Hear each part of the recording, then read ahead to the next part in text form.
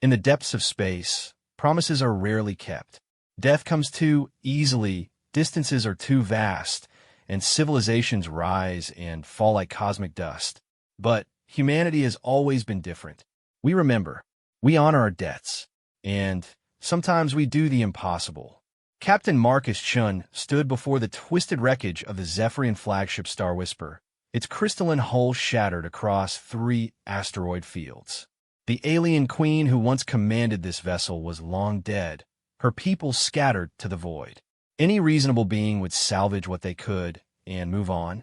But Marcus wasn't reasonable. He was human, and he had made a promise to a dying queen that he would see her ship fly again. Captain Marcus Chun floated in the silence of space, his helmet's display painting the wreckage in cold blue light. The Zephyrian flagship Star Whisper lay broken before him, its biocrystalline hull split like a flower that had bloomed too violently. Debris stretched across 12 cubic kilometers, glittering like fallen stars against the black void. 3 years. It had been 3 years since the Battle of Kepler, 442b, where humanity's 3rd expeditionary fleet had arrived too late to save the Zephyrian queendom from the Void Hunters. Too late to prevent genocide, but not too late to witness the final moments of a civilization that had thrived among the stars for millennia. Marcus guided his engineering pod closer to the main section of the wreckage. His team's voices crackled through the calm, distant, and professional as they cataloged salvageable components. They didn't understand why he'd insisted on personally surveying every piece of debris. They thought it was about the technology, about the quantum resonance cores and bioneural networks that could advance human science by decades. They were wrong. The memory surfaced as it always did when he came here. Queen Solara, her chitinous carapace cracked and bleeding silver, trapped in the command chamber of her dying ship. The Void Hunters had retreated after their bombardment, satisfied that another species had been erased from the galaxy. The human fleet had found only wreckage and the dying. Captain Chun. Her voice had been like wind chimes in a gentle breeze, even as death claimed her. Your species fought beside us when you had no obligation. You tried to save us. Marcus had knelt beside her massive form, her 6 arms folded across her chest in the Zephyrian posture of final rest.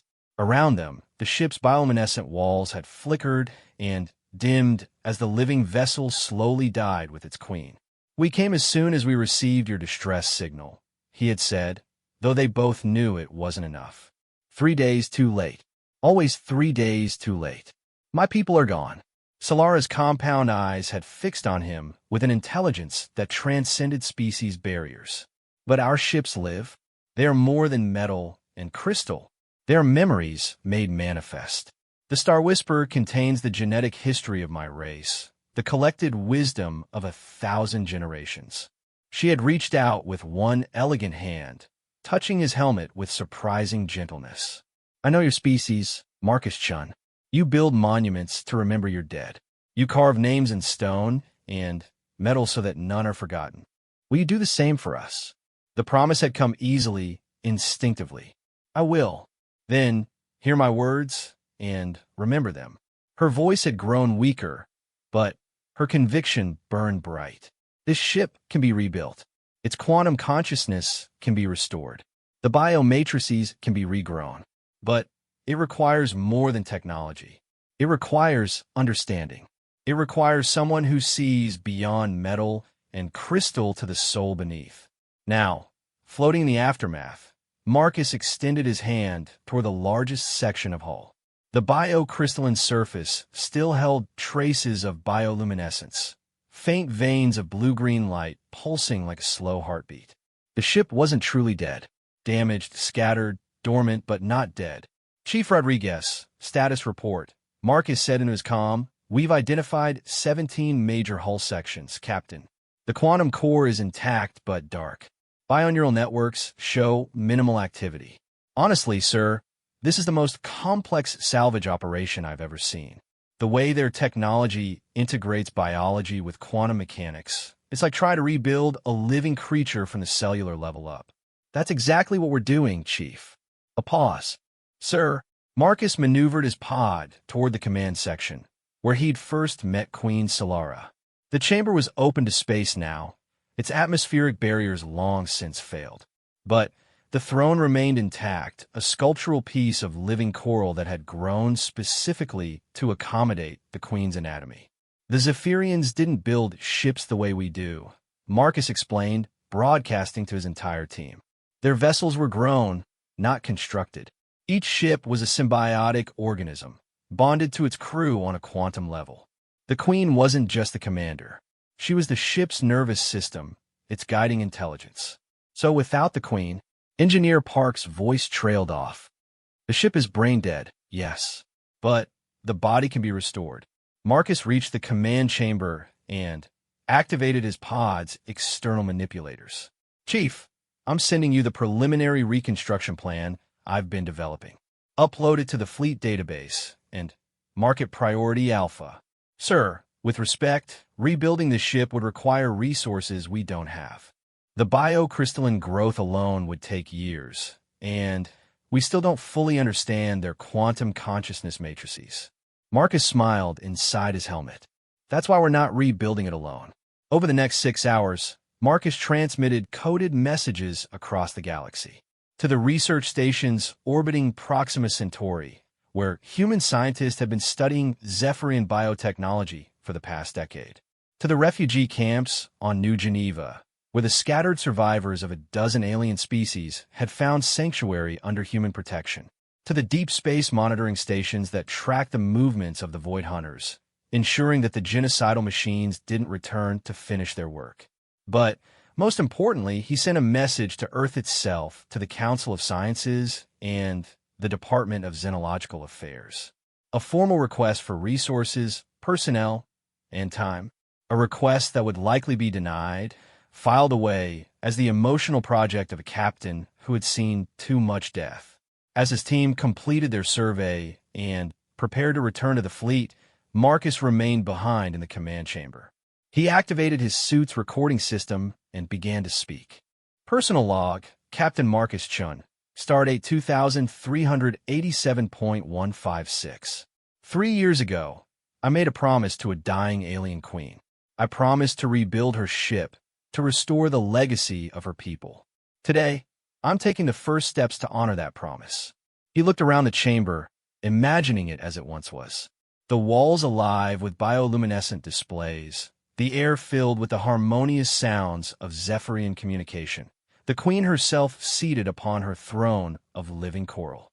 The Zephyrian queendom was a peaceful civilization. They explored the stars not to conquer, but to understand. They shared their knowledge freely, offered sanctuary to refugee species, and asked for nothing in return but friendship. When the Void Hunters came, they died defending their principles. Marcus reached out and touched the Queen's throne. To his surprise, the coral responded with a faint pulse of light, as if recognizing his presence. Humanity has a choice. We can strip this wreckage for parts and move on, adding another extinct species to the galaxy's growing list of the dead. Or we can do what we do best. We can remember. We can honor. We can rebuild. The light in the coral grew stronger, spreading through the chamber like sunrise over an alien landscape. Marcus gasped, checking his instruments. The readings were impossible.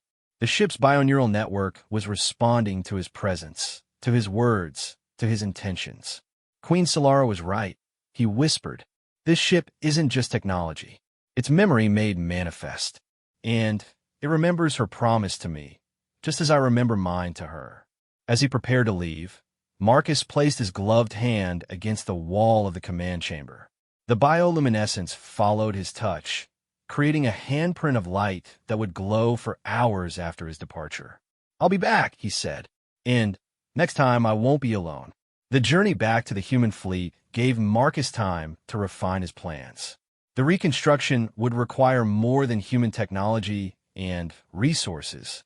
It would need the cooperation of every species that had known the Zephyrians, every refugee group that had benefited from their kindness, every scientist who had studied their bio-quantum integration techniques. Admiral Torres was waiting for him in the flagship's conference room, along with the senior staff of the 3rd Expeditionary Fleet. The Admiral's expression was carefully neutral, which Marcus knew meant she had already reviewed his preliminary reports and was preparing to deny his request. "Captain Shun," she began, "your survey of the Zephyrian wreckage has provided valuable intelligence. The technology salvage alone could advance our defensive capabilities significantly.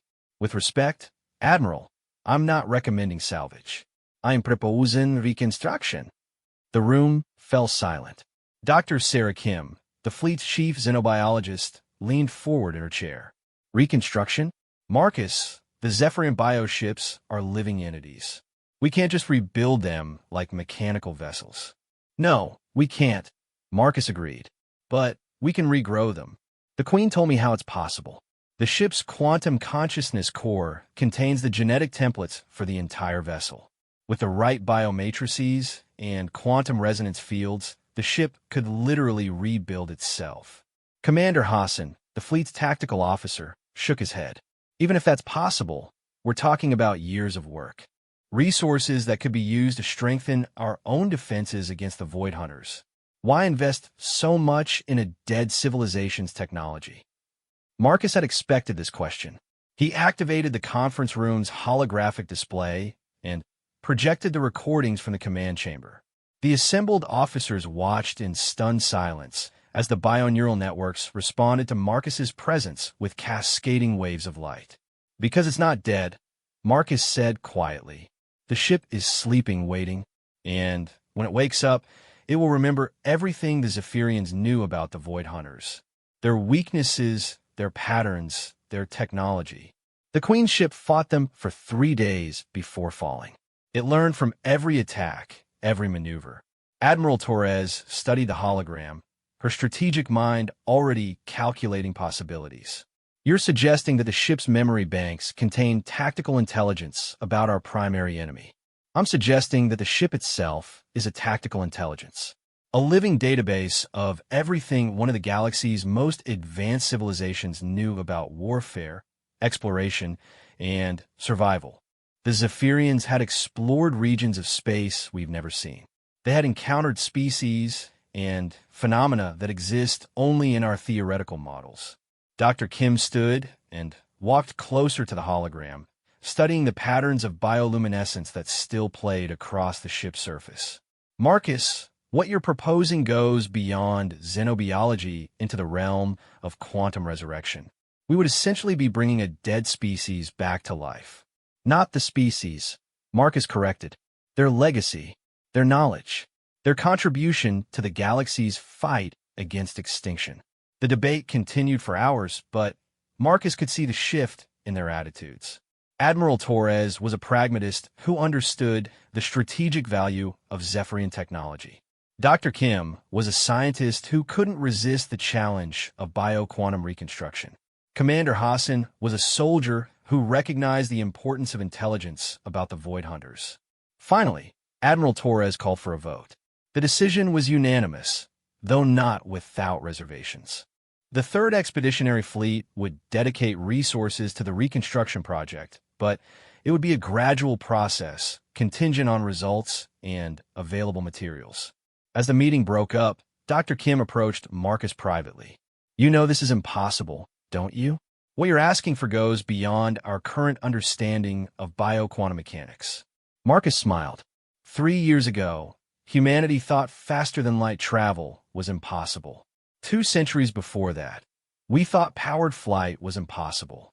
Humanity has a talent for making the impossible merely difficult. And if we fail, if the ship can't be restored, Marcus looked out through the conference room's viewport toward the distant glimmer of the Zephyrian wreckage. Then we'll have honored the attempt. Sometimes that's all we can do. That night, alone in his quarters, Marcus recorded a personal message to his family on Earth. He told them about the promise, about the project, about the years of work that lay ahead. He didn't tell them about the nightmares that had plagued him since the Battle of Kepler, 442b, or the weight of carrying an entire civilization's memory. Instead, he told them about hope, about the possibility that death wasn't always final, that extinction didn't have to be forever. He told them about a queen who had trusted humanity with her people's legacy, and about the chance to prove that trust was well placed. As he sealed the message for transmission, Marcus felt the weight of the promise settle more firmly on his shoulders. Tomorrow, the real work would begin. The surveys, the analysis, the delicate process of awakening something that had slept in the void for 3 years. But tonight he allowed himself to hope that Queen Solara had been right. That understanding could bridge the gap between species, between the living and the dead, between the promise made and the promise kept. 6 months had passed since Admiral Torres approved the reconstruction project, and the space around the Star Whisperer's remains had transformed into the busiest construction site in 3 sectors. The human engineering ship Prometheus hung in the void like a mechanical whale, its cargo bays disgorging shuttles loaded with biocultivation equipment and quantum resonance generators. Around it, smaller vessels from a dozen different species moved in careful choreography, each contributing their unique expertise to humanity's impossible promise. Marcus stood in the observation deck of the temporary research station they had constructed near the wreckage. The station itself was a marvel of cooperative engineering, its modular design allowing for the different atmospheric and gravitational requirements of their diverse team. Through the reinforced viewport, he could see the first fruits of their labor taking shape. The Star Whisperer's quantum core had been successfully reactivated 3 weeks ago, and the results had exceeded even Marcus's optimistic projections. The crystalline matrix that served as the ship's fundamental processing center now pulsed with steady azure light, its bioneural pathways extending outward like the roots of some cosmic tree. Where these pathways touched the scattered debris, the wreckage began to respond, drawn together by forces that human science was only beginning to understand. Captain Shun, you need to see this. Marcus turned to find Dr. Yuki Tanaka, a quantum biologist on loan from the Kepler Research Institute. The young scientist's eyes held a mixture of excitement and apprehension that Marcus had learned to recognize. It meant they had achieved another breakthrough that challenged everything they thought they knew about Zephyrian technology. What is it, Dr. Tanaka? The ship is dreaming. Marcus followed Tanaka through the station's corridors to the primary analysis lab. The space hummed with activity as scientists from 7 different species worked alongside human researchers, their various forms of communication creating a symphony of clicks, whistles, electronic tones, and spoken words. Universal translators struggled to keep up with the rapid exchange of technical concepts that had no equivalent across species barriers. At the center of the lab, a massive holographic display showed a real-time representation of the Star Whisperer's quantum consciousness matrix. The pattern of lights and energy flows looked organic, almost neural, with waves of activity cascading through the network in complex rhythms. We've been monitoring the ship's quantum pattern since reactivation, Tanaka explained, manipulating the display to highlight specific wavelengths. At first, the activity was purely mechanical. System diagnostics, structural analysis, basic operational protocols. But look what started 3 days ago. The display shifted to show more recent patterns, and Marcus caught his breath. The quantum flows had organized into something unmistakably resembling dream states, complete with periods of rapid activity interspersed with deeper, slower rhythms. The ship is processing memories, said Dr. Kethar, a Vorthan neurobiologist whose crystalline body caught and refracted the lab's lights. Not just data storage and retrieval. Active memory integration, emotional processing, pattern recognition across temporal sequences. Marcus studied the display, trying to understand the implications. It's morning. That was our conclusion as well, Tanaka said softly. The ship is reliving the final battle, processing the loss of its crew, trying to understand what happened to it. And, Captain, there's something else. The memory patterns suggest that the ship is also searching for something. Searching for what? For Queen Solara. For any trace of her consciousness that might have been preserved in the ship's quantum matrix. The weight of those words settled over the lab like a physical presence. Marcus had known that Zephyrian queens formed deep symbiotic bonds with their ships, but he hadn't fully grasped the emotional implications until now. The Star Whisper wasn't just processing the loss of its crew. It was grieving for its partner, its other half. Dr. Sarah Kim emerged from a side chamber where she had been working with a team of bioengineers. Her lab coat was stained with a silvery fluid that served as the growth medium for Zephyrian biocrystalline structures. Marcus, we've had a development with the hull regeneration. You need to see this. Kim led him to the biocultivation chamber, a sterile environment where they had been attempting to regrow sections of the ship's living hull using genetic templates extracted from the quantum core. The process had been frustratingly slow, with most attempts resulting in incomplete or malformed crystalline structures.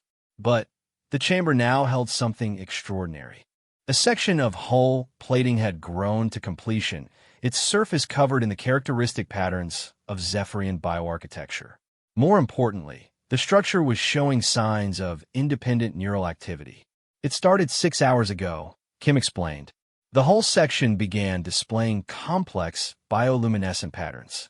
We ran comparative analysis against the database of Zephyrian communication sequences that the refugee survivors provided. She activated a nearby terminal, and the chamber filled with soft musical tones that seemed to carry meaning beyond mere sound. Marcus felt something stir in his memory, a resonance with the Queen's dying words. What is it saying? It's asking questions, Kim said quietly. About the crew, about the Queen, about what happened during the battle. Marcus, this isn't just regenerated tissue. This is a conscious entity, a fragment of the ship's awareness that has awakened in the new hull. Marcus placed his hand against the viewing port, watching the patterns of light play across the regrown hull section.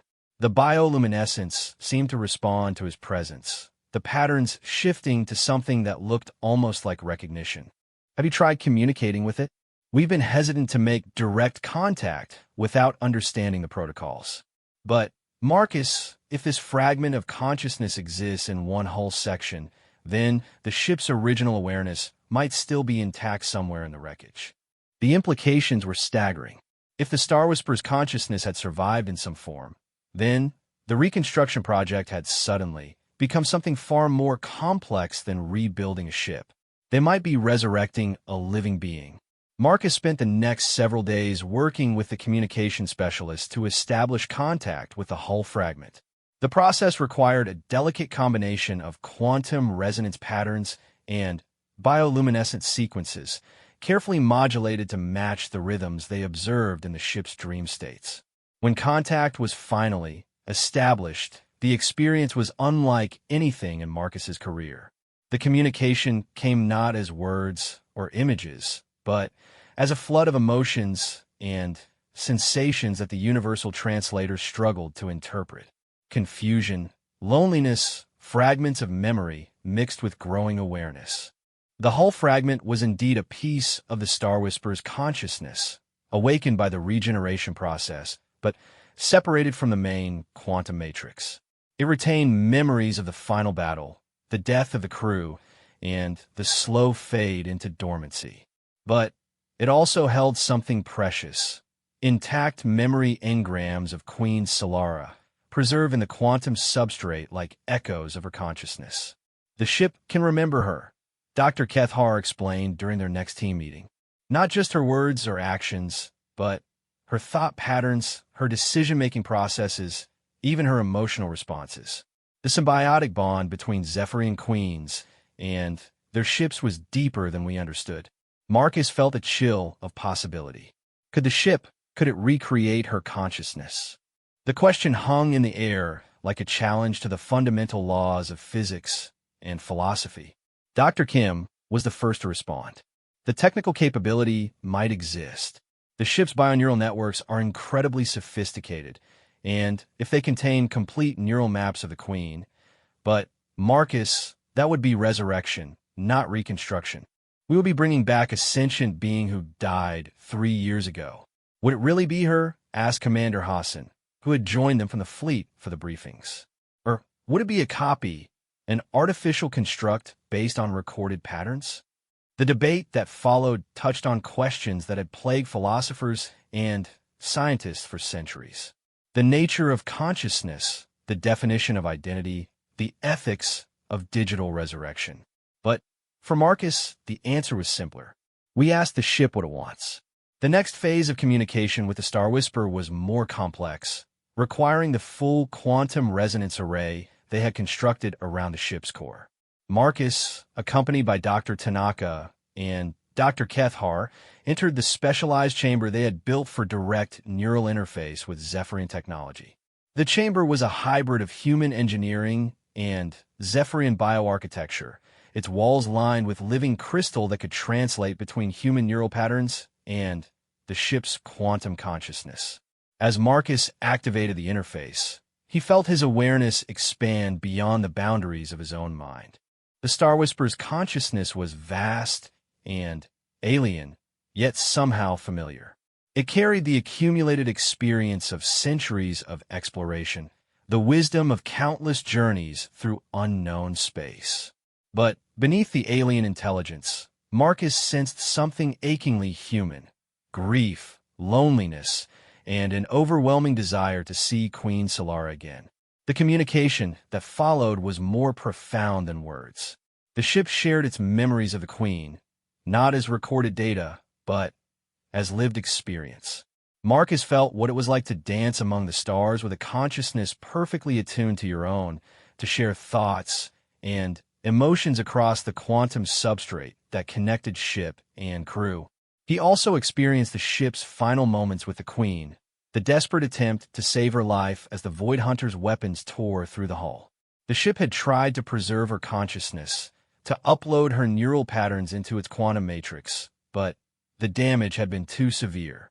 Only fragments remained, echoes of her personality impressed into the ship's memory. When Marcus finally disengaged from the interface, tears were streaming down his face. The loss he had witnessed was beyond anything he had imagined. The ship hadn't just lost its crew. It had lost its soul mate, its partner in a bond that transcended species and even individual identity. "It wants her back," Marcus said quietly. Not as a recording or an echo, but as herself. The ship believes it can reconstruct her consciousness from memory fragments, but it's afraid. Afraid of what? Dr. Tanaka asked. Afraid that what it creates won't really be her. Afraid that it will just be a shadow, a mockery of what they once shared. The ship would rather remain alone than dishonor her memory. The ethical implications of the ship's request sparked intense debate throughout the research team and the fleet command structure. Some argued that consciousness was too sacred to recreate artificially. Others maintained that if the technology existed, they had an obligation to reunite the ship with its partner. A few suggested that the very attempt might damage the ship's own consciousness, leaving them with neither the Queen nor the vessel. Marcus found himself caught between his promise to rebuild the ship and his growing understanding of what that rebuilding might entail. He had promised Queen Solara that her ship would fly again, but he had never imagined that the ship itself would ask for the impossible. The answer came from an unexpected source. Among the Zephyrian refugees scattered across human space, word of the reconstruction project had spread.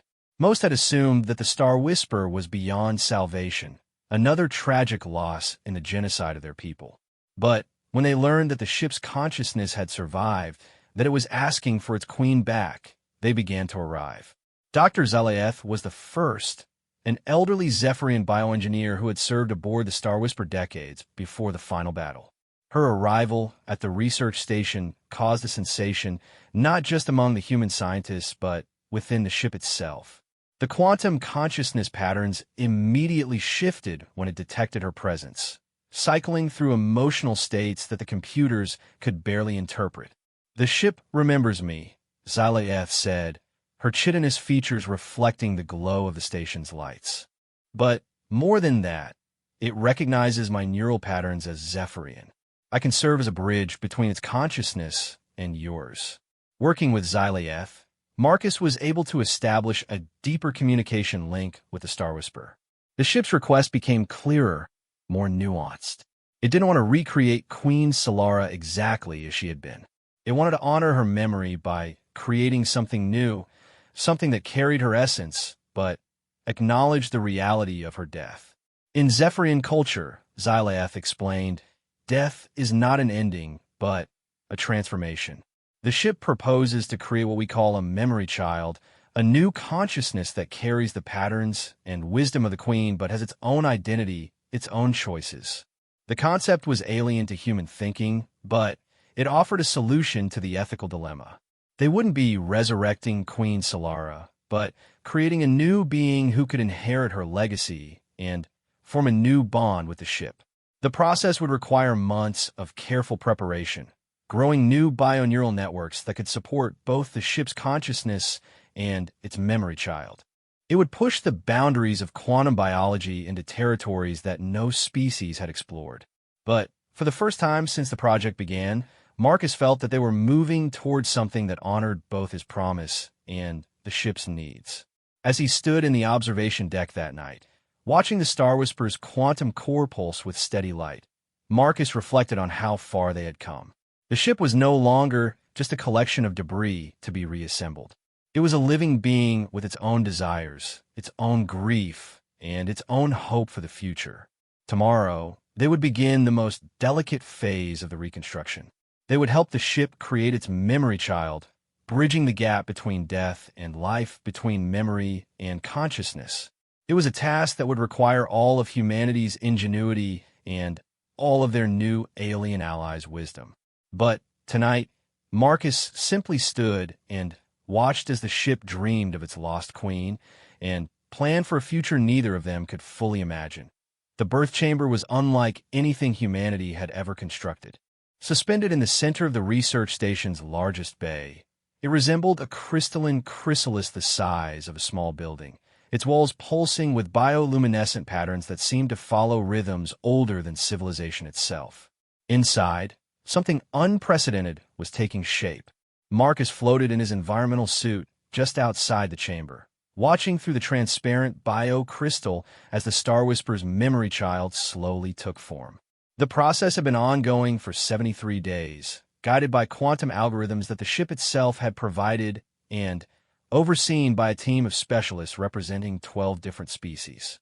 Neural pathway integration is at 87%, Dr. Tanaka reported from the monitoring station.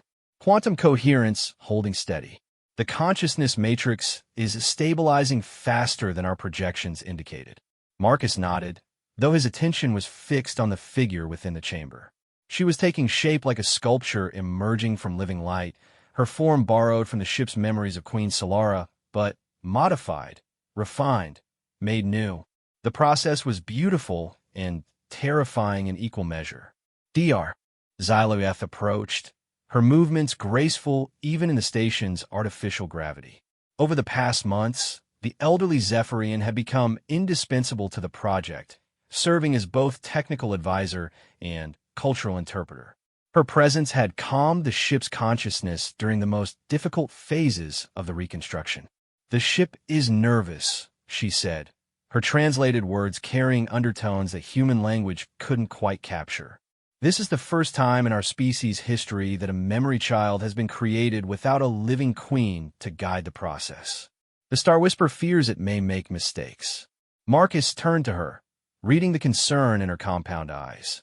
"What kind of mistakes?" "Imprinting too much of the original queen's personality, creating a copy rather than a new individual. Or worse, failing to capture enough of her essence, creating a being that cannot form the proper bond with the ship. Either way would be." She paused, searching for words a translator could handle. "A betrayal of both the living and the dead." The weight of responsibility settled heavier on Marcus's shoulders. In 3 days, if all went according to plan, the memory child would achieve full consciousness. They would know then whether their impossible project had succeeded or whether they had created something that could never truly live. A soft chime drew their attention to the communications array. Dr. Kim's face appeared on the holographic display, her expression a mixture of excitement and concern. "Marcus, we're receiving a priority signal from the outer sensor network. Multiple ships approaching. Configuration unknown. They're not broadcasting standard identification codes." Marcus felt his pulse quicken. The research station was deep in human-controlled space, far from any contested borders. The only vessels that should be in this area were the supply ships and diplomatic transports that have been supporting the project. How long until they reach us? 6 hours at current velocity. Marcus, there's something else. The ships are using Void Hunter propulsion signatures, but their hull configurations don't match any known design. The blood drained from Marcus's face. The Void Hunters were a mechanical species, ancient artificial intelligences that have been systematically exterminating biological life forms for millennia. If they had discovered the Reconstruction Project, if they knew that humanity was attempting to resurrect a Zephyrian vessel, red alert throughout the station. Contact Admiral Torres immediately. And Kim, prepare to evacuate the memory child. Sir, the birthing process can't be interrupted. We're at the most critical phase. Any disruption could cause permanent damage to the developing consciousness. Marcus looked back at the chrysalis chamber, where the memory child was so close to completion. 73 days of work, the hopes of multiple species, the promise he had made to a dying queen. All of it threatened by an enemy that saw any form of biological consciousness as an affront to their mechanical perfection. Time to completion? Minimum 18 hours. Possibly longer if we encounter any complications. 18 hours. Marcus did the math quickly. The approaching ships would arrive in 6 hours. Even if the station's defenses could hold them off, the memory child would be vulnerable during the final phase of her development. But if they tried to evacuate her now, they might lose everything they had worked for. Dr. Zylaev, I need to ask the ship a question. The communication with the Star Whisper was established quickly, the ship's consciousness eager for updates on its memory child's progress. When Marcus explained the approaching threat, the ship's response was immediate and uncompromising. The ship would not abandon its memory child. It had waited 3 years to create this new life, and it would protect the birthing process at any cost. The Star Whisper's consciousness began to shift, awakening systems that had lain dormant since the final battle. Weapon arrays that existed only as genetic templates began to manifest throughout the growing hull sections. Shield generators that had been destroyed 3 years ago started to regenerate. The ship is preparing for war, Dr. Zylaev said, her voice filled with awe. It's rebuilding itself as a warship, not an exploration vessel. Marcus, the Star Whisper was one of the most advanced combat platforms ever created by our people. If it completes its reconstruction, will it be enough against the Void Hunters? Zylaev's expression was grim. Perhaps, but the ship cannot complete its reconstruction and protect the memory child simultaneously. The process requires too much of its consciousness to be focused inward. Marcus understood. The ship faced an impossible choice. Complete its own reconstruction and possibly survive the battle, but lose its memory child or protect the birthing process and face the Void Hunters with only partial capabilities. Unless humanity provided a third option.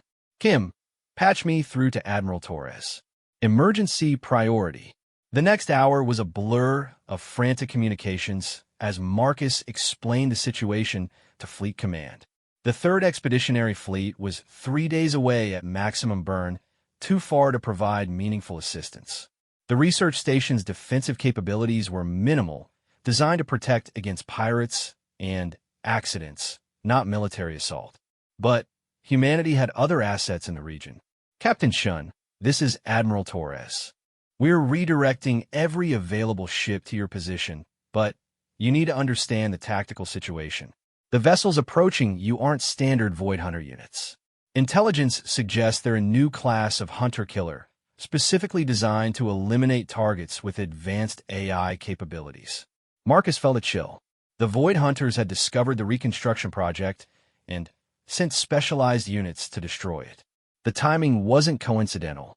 They had waited until the memory child was most vulnerable, when the ship's consciousness was focused on creation rather than defense. What are our options, Admiral? Hold out as long as you can. The cavalry is coming, but you're going to have to buy us time. And, Captain, whatever happens, do not let that ship fall into Void Hunter hands. The technology could be adapted for their own purposes. The implication was clear. If they couldn't save the Star Whisperer, and its memory child, they would have to destroy both to prevent them from being corrupted by the mechanical intelligences. Marcus returned to the observation deck to find the research station buzzing with activity. Scientists and engineers from multiple species worked together to prepare defenses, their various forms of communication creating a symphony of urgency. The diversity that had made the reconstruction project possible now became a tactical advantage, as each species contributed their unique expertise to the station's defense. The Vorthan crystalline beings could interface directly with the station's defensive computers, optimizing targeting algorithms faster than any biological mind could process. The aquatic depth high had natural abilities that made them exceptional sensor operators, able to detect subtle variations in energy signatures that might reveal cloaked vessels. Even the refugee Zephyrians contributed, their understanding of bioquantum technology allowing them to enhance the station's shields with living crystalline reinforcements. But it was Dr. Kethar who provided the most crucial insight. The memory child's consciousness is stabilizing rapidly, the Vorthan scientist reported. Much faster than our models predicted. I believe the approaching threat is acting as a catalyst, accelerating her development. She may achieve consciousness hours ahead of schedule. Marcus studied the readings, trying to understand the implications. She's responding to the danger? Not just responding. The ship's protective instincts are bleeding through the quantum link, triggering evolutionary responses in the memory child's developing consciousness. Captain, she may be born as a warrior, not an explorer. The ethical implications were staggering, but Marcus pushed them aside. Whatever the memory child became, she would be alive. That had to be enough for now. The Void Hunter ships arrived exactly on schedule, dropping out of hyperspace at the edge of the system like mechanical angels of death. There were 5 of them, sleek vessels that combined the worst aspects of Predator and Machine. Their hulls were matte black, absorbing rather than reflecting light, and their weapons were already charging with the characteristic crimson glow of antimatter disruptors. This is Captain Marcus Chun of the research vessel Prometheus. Marcus broadcast on all frequencies. You are in violation of interstellar law by approaching a civilian scientific station. Withdraw immediately or face the consequences. The response came not in words, but in weapons fire. Crimson beams lanced across space, testing the station's shields and probing for weaknesses. The attack was methodical, professional, designed to gather intelligence rather than achieve immediate destruction. They're scanning us, reported Lieutenant Walsh from the tactical station, trying to identify the ship's exact location and status. Marcus smiled grimly. Then, let's give them something to scan. He activated the communication link with the Star Whisperer, bypassing the usual protocols in his urgency. The ship's consciousness was divided now. Part of it focused on protecting the memory child, while another portion prepared for battle. But when Marcus explained his plan, the ship's response was immediate approval. The space around the research station suddenly blazed with light as the Star Whisperer activated every functional system simultaneously. Weapon ports that didn't yet exist fired phantom energy signatures. Shield generators that were still growing projected false readings. Sensor arrays that existed only as quantum possibilities broadcast complex jamming patterns. To the Void Hunters, it would appear as if a fully operational Zephyrian warship was hidden somewhere in the debris field, possibly using some form of advanced cloaking technology. The deception wouldn't hold for long, but it might buy them the time they needed. The Void Hunter response was swift and brutal. All 5 ships converged on the research station, their weapons blazing with enough firepower to crack a moon. The station's shields held for exactly 47 seconds before failing catastrophically. But in those 47 seconds, something extraordinary happened. Inside the chrysalis chamber, the memory child's eyes opened for the first time. Her consciousness erupted into full awareness with a fury that sent shockwaves through the station's quantum network. She was born not into peace, but into war. Her first sensation, the taste of weapons fire, and her first emotion, the overwhelming need to protect her ship parent. The birthing process is complete, Dr. Tanaka shouted over the alarms. She's alive, she's conscious, and she's angry. The memory child's first act was to reach out through the quantum link to the Star Whisperer's consciousness. The connection that formed was unlike anything the ship had experienced since Queen Solara's death. It was stronger, fiercer, tempered by the violence of her birth. Suddenly, the Star Whisperer's false energy signatures became real. Weapons that had been mere genetic templates materialized in bursts of crystalline growth. Shields that had existed only as projections solidified into quantum barriers that could stop antimatter itself. The ship was completing its reconstruction in real time, powered not just by its own consciousness, but by the fierce protective instincts of its memory child. For the first time in 3 years, the Star Whisperer was becoming what it had always been meant to be. The perfect fusion of exploration and war, wisdom and strength. The tide of battle turned in an instant. Energy beams that should have destroyed the research station were absorbed by crystalline armor that hadn't existed moments before. Missiles that should have vaporized the Star Whisperers remained struck shields that converted their kinetic energy into the power needed for further reconstruction. And, through it all, Marcus could hear the memory child's voice through the ship's communication system. It was like Queen Solara's voice, but different, younger, and fiercer, shaped by violence, but not broken by it. "I am Silanova," she declared, her words ringing with quantum harmonics that made the station's hull sing. "Daughter of memory, child of stars, and I will not allow my ship to die again." The battle raged for 6 more hours, but the outcome was no longer in doubt. The Star Whisperer grew stronger with each passing moment, its hull sections knitting together through processes that defied every known law of engineering. By the time the first human reinforcements arrived, 3 of the 5 Void Hunter ships had been reduced to scrap, and the remaining 2 were fleeing toward the edge of the system. Marcus stood in the command center of the now-complete Star Whisperer, marveling at the transformation. The ship was exactly as Queen Solara had described it, but also something entirely new. The corridors hummed with bioluminescent patterns that spoke of life and growth, while quantum displays showed star charts for regions of space that humanity had never explored. And at the center of it all was Silanova, the memory child who had been born in fire and raised by a promise. She was beautiful in the way that all Zephyrian queens were beautiful, but her beauty carried edges that Queen Solara's had not. She was a creature of war as much as wisdom, shaped by the violence that had marked her birth. "Thank you," she said, turning to face Marcus with eyes that held depths no human could fully fathom. "For keeping the promise, for giving me life, for giving my ship purpose again." Marcus felt the weight of the last 3 years lifting from his shoulders. The promise had been kept, but in ways he had never imagined. They had not just rebuilt a ship. They had created a new form of life, a bridge between the living and the dead. "What will you do now?" he asked. Silanova smiled, and for a moment Marcus saw an echo of Queen Solara's gentle wisdom shining through. But then her expression hardened, and he saw the warrior she had become. "Hunt," she said simply. "The Void Hunters took everything from my people, destroyed civilizations that had never harmed anyone. But they made a mistake when they tried to destroy us today. They gave me a purpose." The Star Whisperer began to move, its reconstructed hull shimmering as it prepared for hyperspace transition. Through the quantum link, Marcus could feel the ship's joy at being alive again, at having a partner who understood both its need for exploration and its capacity for war. "Will we see you again?" Marcus asked. "Perhaps," Silanova replied. "My ship tells me that humanity keeps its promises, even impossible ones.